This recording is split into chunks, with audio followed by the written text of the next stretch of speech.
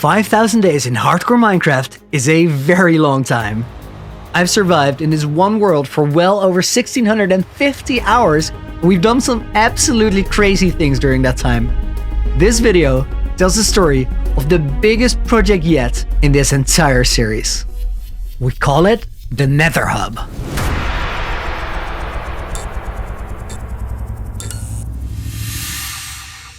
By the end of the video, we will have built up a giant fortress on top of the Nether roof.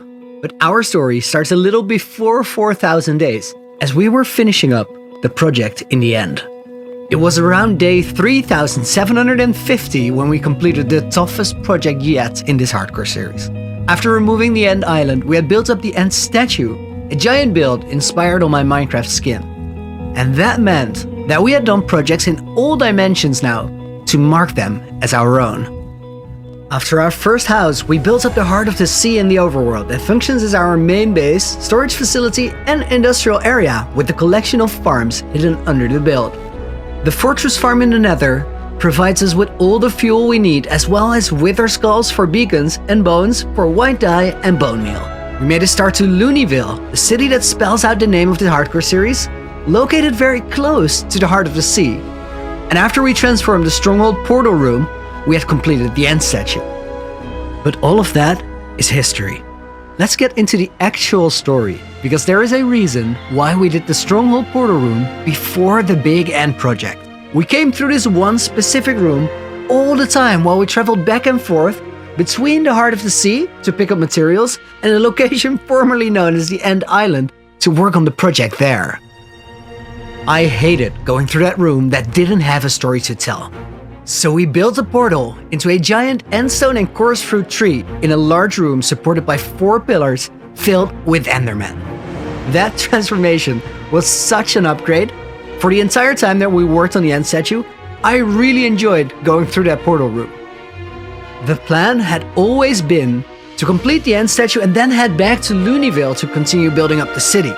After the End project was completed, I realized that there was another place like the Stronghold portal room in the world. A place we traveled through on almost every single stream. And to be honest, this one was way worse than the portal room had been before we gave it a makeover. I'm talking about the Nether roof, of course. Scattered on the bedrock that divides the lower Nether and the open space above it, I had built Nether portals to take us to different parts of the world. Flying from one portal to another with my Elytra was a very effective way to travel around, and it had been enjoyable for a while too, but now something felt off. As the world had started to mature, I had all these cool places to visit in my world, but they all felt so disconnected. After the last block of the End Statue had been placed, I decided to put Looneyville on hold for a couple hundred days so we could lift our Nether portals off the bedrock and up into the air as we built a Nether hub to connect all the separate projects around the world together into one. That was easier said than done because we had a lot of preparation to get out of the way. Across my world you will find very few farms out in the open. The only one that is not covered up at this point is the Squid farm, but some farms take up a ton of space, making it hard to cover them up. As I was getting ready to start construction on the Nether hub, I realized that this build gave me the opportunity to create a large bamboo-fueled super smelter under the fortress that we were going to build. In combination with the Nether wart fields, that would set me up to produce a large quantity of red Nether bricks. An awesome block that would be defining for the project up ahead. To produce the red Nether bricks, we needed to put a ton of netherrack through the super smelter, which would be processed while we built up the foundation of the fortress. On the streams during this period, I got bombarded with questions about why we were gathering the netherrack right underneath the roof and not down on ancient debris level. The build is actually located in old 1.15 chunks, so there were no ancient debris to be found here. But the reason I didn't go further out into 1.16 chunks is that I don't want to AFK at farms and waste my game days. So I spent my time gathering materials I needed anyway, while the bamboo farm right above us stocked up the super smelter. By the time we got to 4,000 days, we had done a surprising amount of work on the framework for the build. All of this progress happened in under a week of stream, but to be fair, The last of those streams lasted for 16 hours. Some of my viewers managed to convince me to just grind it out to day 4000 with a little over 14 hours left to go. That stream was awesome, and by the end of it, I was stoked how much of the Nether Hub was already completed. I was also still under the impression that we would finish up the foundation of this build and then move over to Looneyville around day 4300. That would soon turn out to be wrong. But the reason I was wrong would turn out to be awesome. As we built up the basic structure of the fortress, two things started to become clear. First of all, traveling through this place when going somewhere rather than just going over the bedrock ceiling felt so much better. It really was tying the world together into a single project. The second thing that became clear had a bit more to it. I've been making creative projects for years outside of Minecraft. And whenever I start a project, I always have a vision of where it should go and an idea of what it should feel like once we get there. After you've worked on the first phase of a project, reality tends to catch up with the vision that you started out with. Now, that can be a good or a bad thing.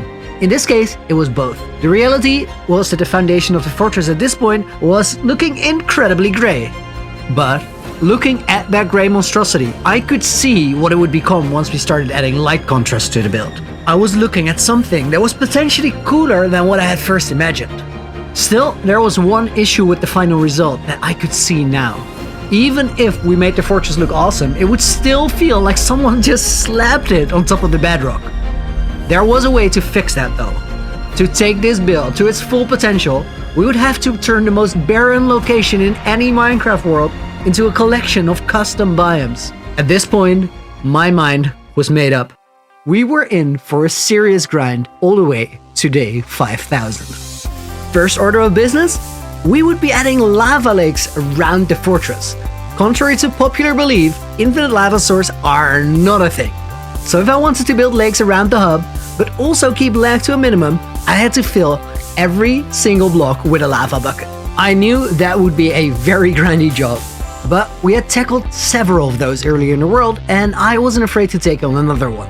For 5 days straight, I hauled up lava buckets from the lower nether up to the roof. To this day, when I go into the lower nether, I'm on high alert. It is easy to forget after having a world for so long, but I only have one life, so I have to come prepared, or I might get into a spot I can't get myself out of. Dealing with ghasts is mostly just annoying. Magma cubes are way scarier. They are probably the most deadly thing in the nether aside from piglin brutes. And for the second time this series, I got into a tricky spot with the magma cube.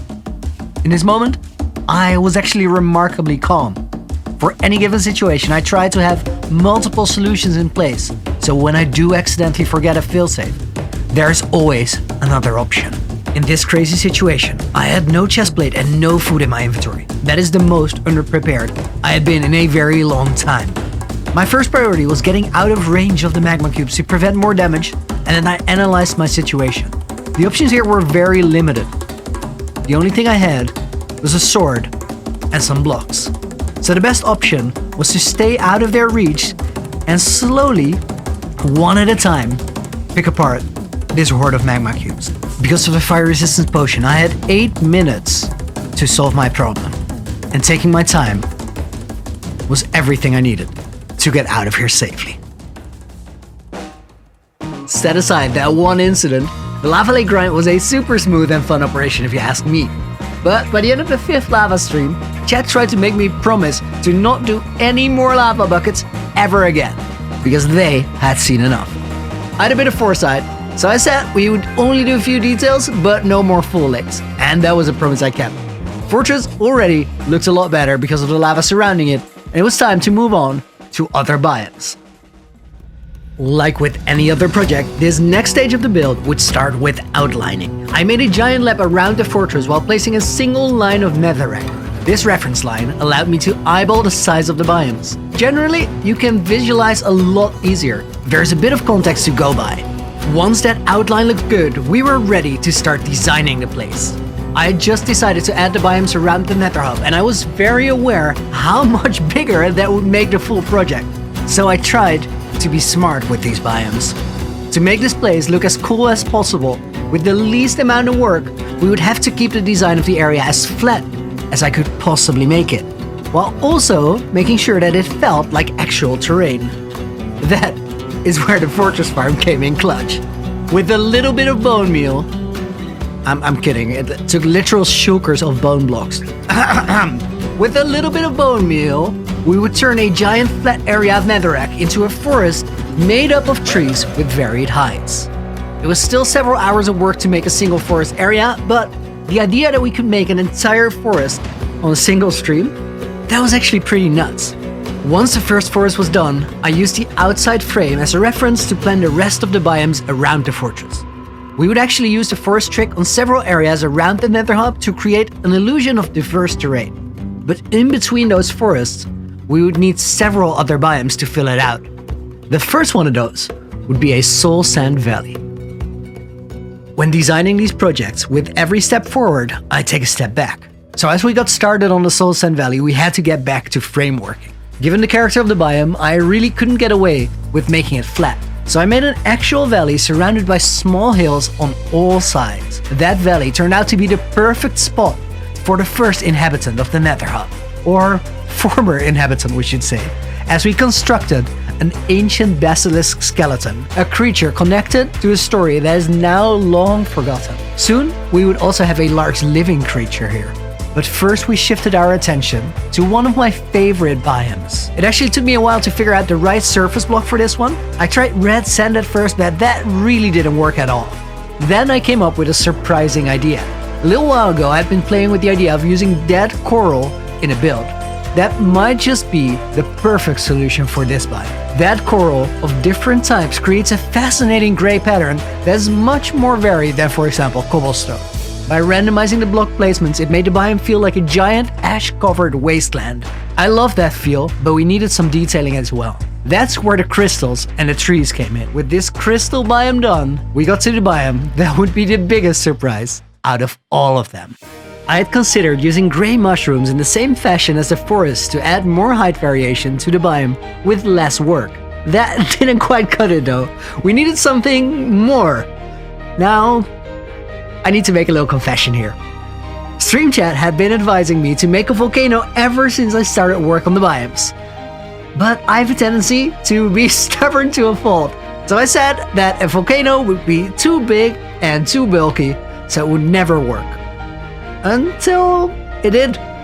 It turned out that you guys were right all along, and it was exactly what this biome needed. The volcano actually got a redstone system on the inside that would make it erupt every 5 minutes. While I was trying to make the volcano shoot fire charges, someone gave the most unexpected suggestion.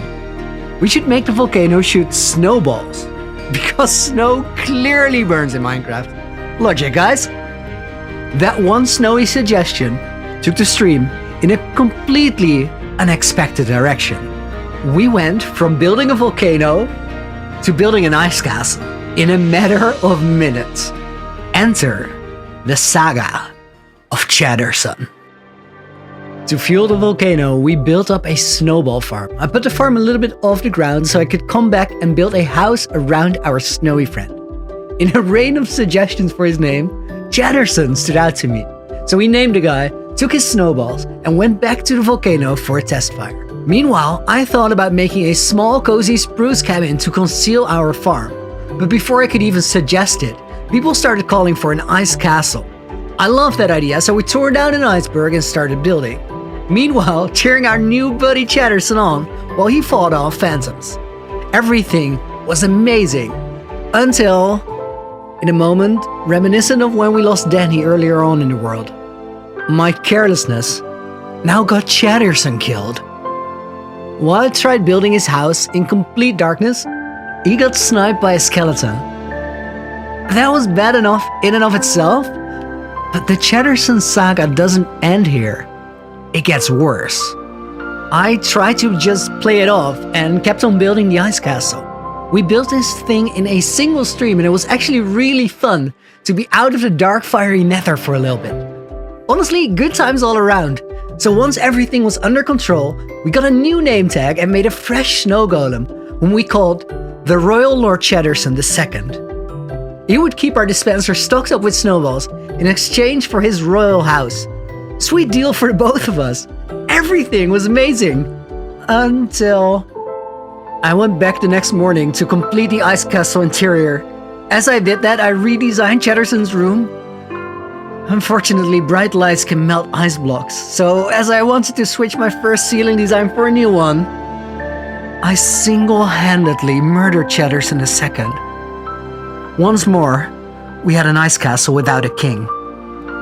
Before I started streaming that day, I had a quick secret coronation of the Royal Lord Chatterson III. Given the fact that his name was so long, the third actually disappeared in the wall to his right, so Chat didn't know, and as far as they were concerned, Chatterson II was looking happy as ever. I couldn't face the disappointment over yet another unfortunate snowman's demise, and my plan appeared to have worked. So we continued working on the Nether Hub, Chat none the wiser, and everything was amazing until one stream we made it back to get snowballs from the ice castle, and the only snowballs that we found were the sad melted corpse of the third noble ruler in the Chatterson bloodline. This madness had to stop. Finally, I ended up building an iron door in the castle on top of Mount Chattermore. The first house was the last time I ever used an iron door. But this mighty fine snowman wasn't going to get ambushed by a mob sneaking in ever again. There were enough bloody snowflakes on my hands. And with this new, reinforced iron door, we finally saw an end to this tale of woe. Chatterson the Fourth would hopefully be forever safe, because for us, it was time to head out and get back to work on the Nether Hub. After the great snowman demise of 2021, there were only 400 days left before 5,000 days in my world. And that wasn't the only milestone that was coming up. We were almost a year into the world, and I had something very special in mind for the stream where we would hit that milestone. Before we could get to that though, we first had to make a meteor in the Nether. The meteor would cover a Nether portal to a mountain biome close to spawn. Next up, we quickly built another crystal biome as well as a magma biome with red sand. For the magma biome, we spent about half a stream just making holes in the bedrock so we could place campfires under the biome to generate smoke. Definitely worth the effort. With all of this biome grinding out of the way, we reached May 13, 2021, which was the day where my Minecraft world turned exactly 1 year old. That day, we flew around the entire world to check out all the progress I'd been able to grind out over the course of 12 months. During our trip around the world, we collected all the shulker boxes that I had left behind at the different building projects. We put all of those in the main storage room in the heart of the sea and marveled at the colorful mess in front of us. Then I put all the materials in a temporary chest wall that I would sort out the next day and took the shulkers themselves down to the museum area to make one of the most fun builds I've made to this day. Located under the heart of the sea is a place that we call the Mob Head Museum. There's so much stuff here. Among other things, there are around 1,400 mob heads from thunderstorms, 69 god apples, a full music disc collection, the dragon egg, combined 30 shulkers full of horse armor from exploring, and a collection of rare mobs. When I started this world, I didn't really think 5,000 days ahead, so by now, we've run out of museum space. So when I needed stone for the Nether Hub, I started clearing out an area right behind the main mob head room. It is meant to be a new museum hall, as well as a giant tunnel to Luniville. Part of this room had been underwater recently, and I just placed a glass wall here to prepare for the first art piece that we would build. After draining the room, I didn't think to light up the part that had been underwater. So when we arrived here with plans to make an art installation, we found the most mobs I've ever seen in one place. Most of the area around is spawn-proof, so everything spawned in this room. Let's just say things got hectic quick.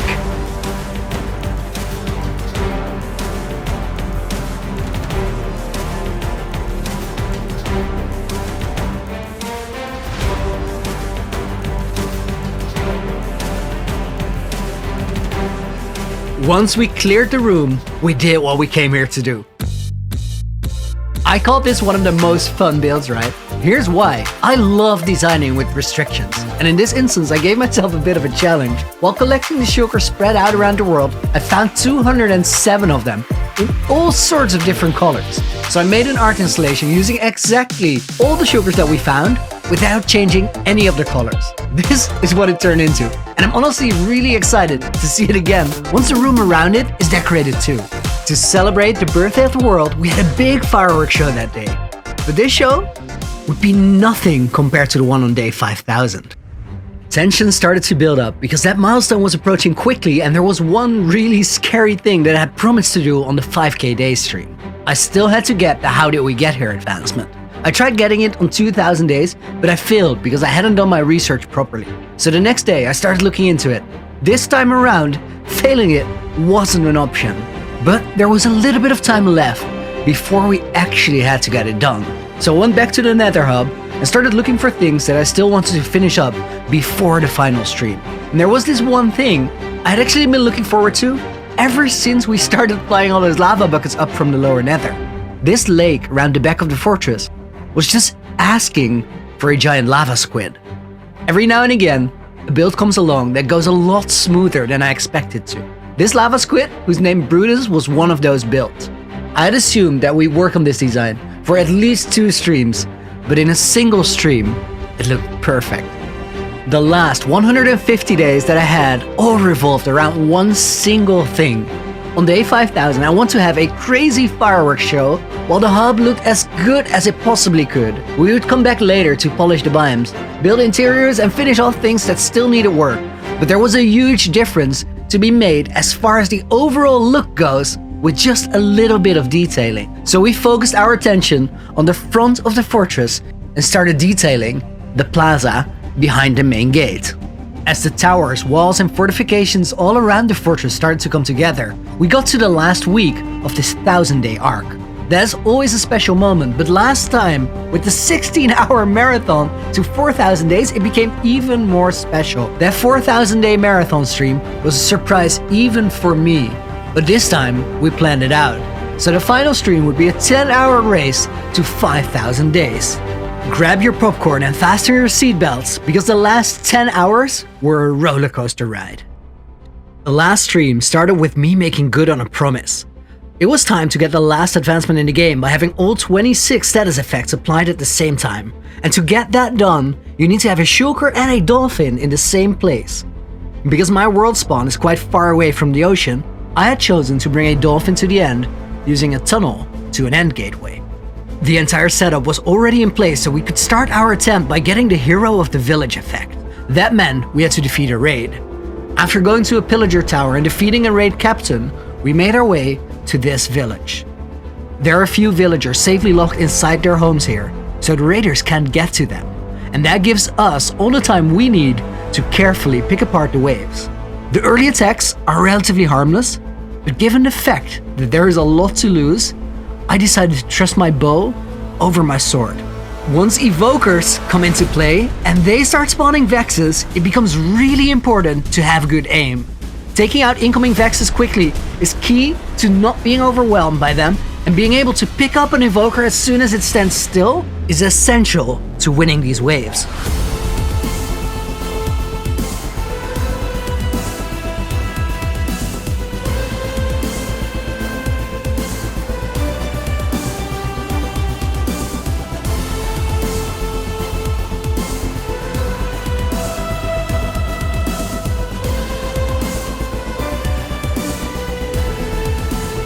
The raid actually went over smoothly until the very last wave, when I lost 2 raiders and spent almost 20 minutes looking for them. Once we found the dummies that got themselves trapped in this water... wait, scratch that. Once this dummy found those 2 dummies, it was time for step 2. Hero of the Village was applied, but we needed to go back to the pillager outpost to acquire Bad Omen again. At this point, there is no time pressure on getting the achievement yet. That would start once we got Mining Fatigue from the Elder Guardian. After getting Mining Fatigue applied, I would have 5 minutes to make my way to the end and get all the other effects as well. To have the most room for error, I lost my saturation on the Mushroom Island, which was next to the Ocean Monument. This little wooden box that I built on top of the monument would allow me to be protected from Guardian attacks, but well in range of the Elder Guardian until I got the effect. And with Mining Fatigue 2, it was time to go. With all 3 of the effects that I couldn't get in the end already applied, I made my way back to the Mushroom Island and flew over the Nether Hub to the Stronghold portal room.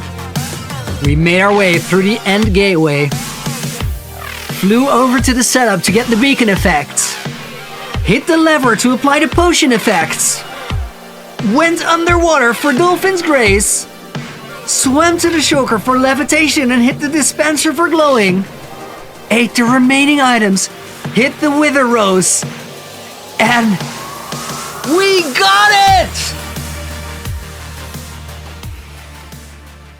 This moment on stream, I was honestly so hyped, it is hard to explain. The fact that a video game can do that is crazy. But I wasn't happy because I got that advancement. To me, the journey is always more important than the destination. I was happy because I made good on a promise to you guys, and I knew that we had all the remaining time on the stream to set up the fireworks system for when we hit day 5000. It was time to make our way back to the Nether Hub once more and get ready for the biggest milestone this world has seen so far. And I promise you guys that the fireworks matched the occasion. We were in for a very special moment. At the Nether Hub, we had installed a redstone timer that could trigger 8 different outputs. The rest of that stream was spent installing dispenser circuits and wiring them up to different delays. The entire stream was honestly a race against the clock, but I knew that we had it under control. One element at a time, we introduced new parts to the fireworks setup until it was time to make the actual firework rockets and fill the entire thing up. I've been stockpiling gunpowder for this occasion for a long time, but it's still a crazy idea that we used up 3 shulkers of gunpowder for a single firework show. Once all the dispensers were filled up, we took one last tour around the world to take a look at how far we had gotten in the first 5000 days of this adventure. As the remaining hours turned into minutes, we flew back to the Nether Hub because there were just 2 things left to do now. The first one started with the flick of this lever. As the redstone engine kicked into action and sent signals to all the dispensers we set up, it was time to take a look around and enjoy what we had been setting up all day. That moment, it really settled in. We had come so far on this journey. The fireworks were honestly amazing and I loved them, but stream chat was way more special. My moderators tried to pick out some of the many fantastic comments in chat and read them out to me. And the thing that got me most was how much positivity people had taken away from spending time on these streams over the past few months. And that was such a special feeling. The 5000 day arc had come to an end. But there was one thing left to do before we put the world on hold for a few weeks as I focused on editing all of this together. This one armor set had carried me through everything from making me survive on half a heart when Danny died, through the Nether to the end, and now to day 5000. It was time to retire it forever and put it in the heart of the sea to preserve all the memories that we made with this one. This place is where we will set the first steps of the rest of the journey in brand new armor as we set out to make brand new memories beyond 5000 days. Thank you guys very much for watching this video, and if this was your first time here, welcome to the Loony Adventure.